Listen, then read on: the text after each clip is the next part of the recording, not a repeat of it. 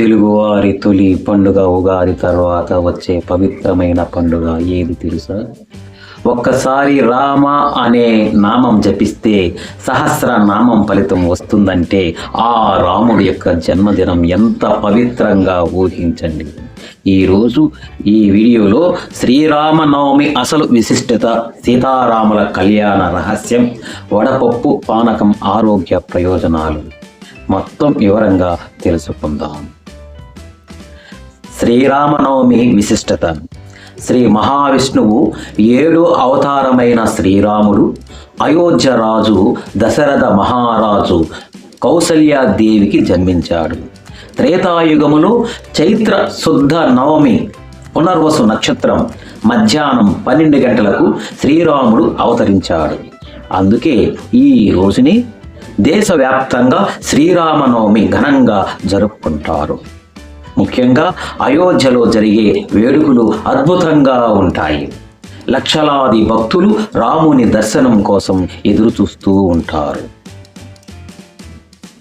సీతారామ కళ్యాణం. పురాణాల ప్రకారం ఈ పవిత్రమైన రోజుని శ్రీరాముడు సీతమ్మకు వివాహం జరిగింది.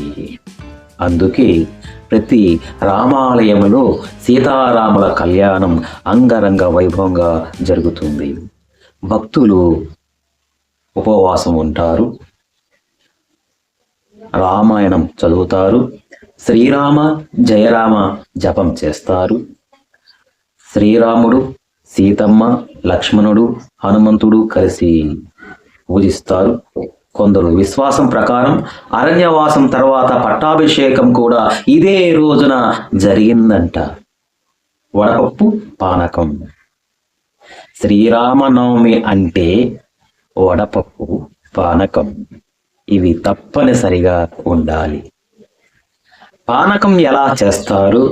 బెల్లం ప్లస్ నీరు ప్లస్ మిరియాలు ప్లస్ యాలకులు.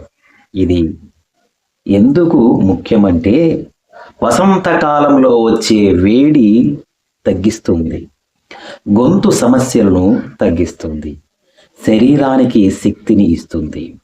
ఆయుర్వేదం ప్రకారం ఇది ఒక ఔషధం లాంటిది.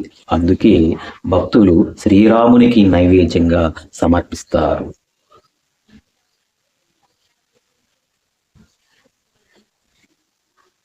ఇలా శ్రీరామనవమి పండుగ విశిష్టత ఎంతో గొప్పది.